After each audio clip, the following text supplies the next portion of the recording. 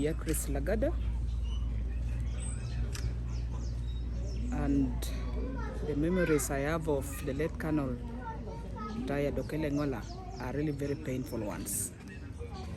We go back a long way, starting from the time when we opened Oyam District. Him as chairperson of the district and myself as woman MP of Oyam. So we worked together at a time when it was challenging, a new district without much infrastructure. There was still remnants of the war. We were just getting out of the war because that was 2006 and life was not easy. But Charles Okele Ngola was a household name, especially in Oyam, because Oyam borders actually now the present Umoro district. And he played a very significant role in pacifying the area. With the auxiliary forces that was called Amuka, they took on the rebels and settled the area. But at that time, our people were still in IDP camps with a lot of challenges. And slowly, the district settled and now was a whole. I think Colonel will be missed very much by the people that he represented. Not just Oyam North, but Oyam as a whole district that he was chairman of for 2 terms. The people of Lango, because really when you talk of Colonel Okele Ngola, they don't know him much as a Minister of State for Defense or Minister of State for Labor. They know him as the soldier, the man who led the fight against Kony and enabled them to settle, hence the name Macho Dogo. Finally, we are able to come back home and light our fire and cook again and live again. What pains me most is the manner in which he died. He is a man who fought all sorts of wars, faced all sorts of challenges, just to be killed in your own home by a bullet, really. If somebody like that dies in the war, in the front line, you say, yes, after all, he's a soldier. But in your own home, by the person that is supposed to protect your life, it's a paradox. It's really ridiculous. So, God designs our ways. We all shall go different ways, different times, but it still hurts. All I can say is, may God comfort his family, his friends, and the people that he represented. Thank you. As I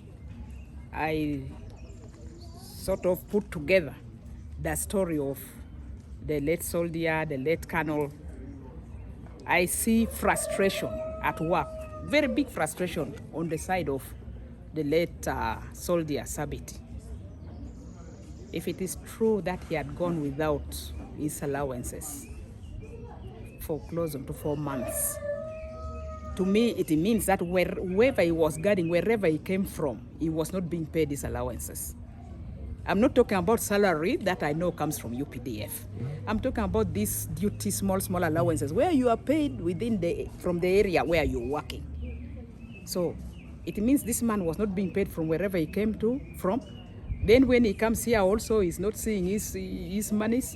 I really hope, I have a very uncomfortable feeling that possibly when they went to Namutumba, maybe he didn't sign for his allowance or something. Something triggered that anger. It's not normal for the person who is supposed to guard you to take your life. It means there's a deep-seated pain. Yes, he had been with Colonel for just a short time. But to me, he must have seen his boss, a whole minister, as the face of government. You represent government. I am here, I'm not being paid. Why are you not able to sort it out? I think that can be the anger which was in that soldier. And so for me, for the people who are protected, guarded, driven, our house helps, there are 3 categories of people. Your house help, your driver, your guard. Those ones, your life is in their hands. You better hold them close. you better make sure that they are comfortable. It's good to talk to them, talk. Let them become part of your family so that they can trust you and are able to share with you the pains they are going through. Because your life is in their hands. So we don't want to draw conclusions. Government is still investigating. One, I know that soldiers are not paid very well. Two, I know that many people who work in government whose salaries are very small. For those ones who get allowances, they live on allowances actually. When there's a trip somewhere, you are able to get something little like that. So I think there's need to pay attention to these support cadres. They are the ones who make things happen. If my driver doesn't come and pick me, can I go to work? I can't. I'm stranded. If my cook decides to go on strike, I can't operate. If the bodyguard doesn't look after you, your life is endangered.